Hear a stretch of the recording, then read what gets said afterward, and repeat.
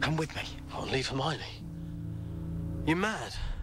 We wouldn't last 2 days without her. Don't tell her I said that. Besides, you've still got the chase on you. You've still got the wedding. But I don't care about a wedding. I'm sorry, no matter whose it is. Harry Potter and Friends are back.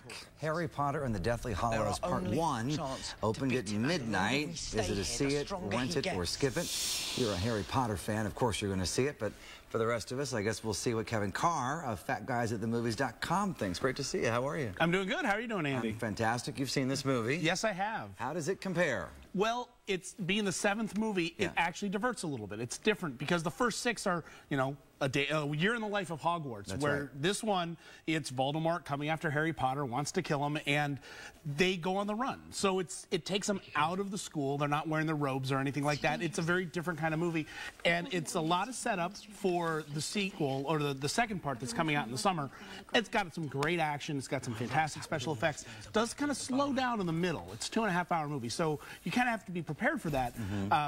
And I would say if you haven't seen the first 6 movies or you haven't read the books, you might want to spend some time on Wikipedia catching up, or you might be a little confused. Well, it seems to me, and I'm not the biggest Harry Potter fan, these movies are getting darker and more psychologically thriller as each one goes on. Now, what do you think about this one in terms of setting us up for the last installment? Oh, I think it is. I've read the book, so I know it really goes. The last movie is going to be really exciting. I think it's going to have a lot of stuff to it. I think it sets it up really well, and it does get darker because it's about a wizard trying to kill a bunch of kids. So it's you know, it's not hard to make that comedic. It's not romper room, but I mean it is something that, I mean, I took it my son and he enjoyed it, and if you like the books. And it's a good movie. It definitely is. Pretty good that they are holding people's interest, and you know sequels can be sometimes pretty disappointing. Now they're on their 7th, but still held your interest. What would you recommend people do? See it, rent it, skip it? I'm going to say see it. Now a whole bunch of people already saw it last night. They sure did. The true fans probably already saw it, and we'll see it again tonight. All right, that's Harry Potter.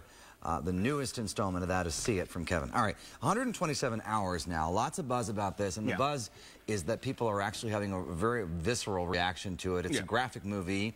What's it about again? It's about a guy who goes off hiking, not telling anyone where he is, and he gets trapped. He gets stuck in a cave. His arm. For several days. Yeah, he gets his arm pinned. And it's his experience over 127 hours trying to figure out how to escape, what can he do.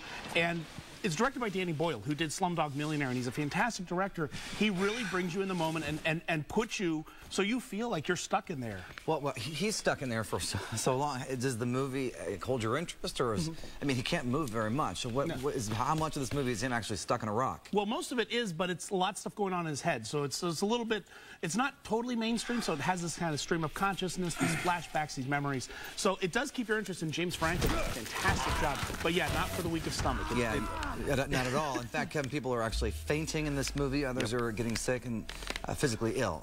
Did you made it through? Oh, I see these kind of movies all the time. You've seen it all. I got a strong stomach. All right. Well, if people have a strong stomach, what would you say? See it, run it, skip it. This is a see it. All right. See it. Last fair game based on the true story of a CIA spy who was in the news a couple of years ago named Valerie Plame, who was essentially outed. Yeah. What happens? Well, this one, it's directed by Doug Liman, who did the Firstborn movie, and so it is a bit, tries to be a bit of an action film, but it's really more of a drama about her getting outed as a CIA agent and her dealing with the political fallout from that. Well acted. You got Sean Penn and Naomi Watts. The problem is that it is really one-sided. I mean, it's based on her book, so it's something that it kind of puts her as the most brilliant woman in America. This is her perspective on that. All right, see it, rent it, skip it, fair game. This is a rented. I wasn't wild about this one. Rented. The other two are See It, Kevin Carr from FatGuysAtTheMovies.com. Thanks for coming. Thank you. Happy Thanksgiving. You too. All right, Dana. All right, thanks so much.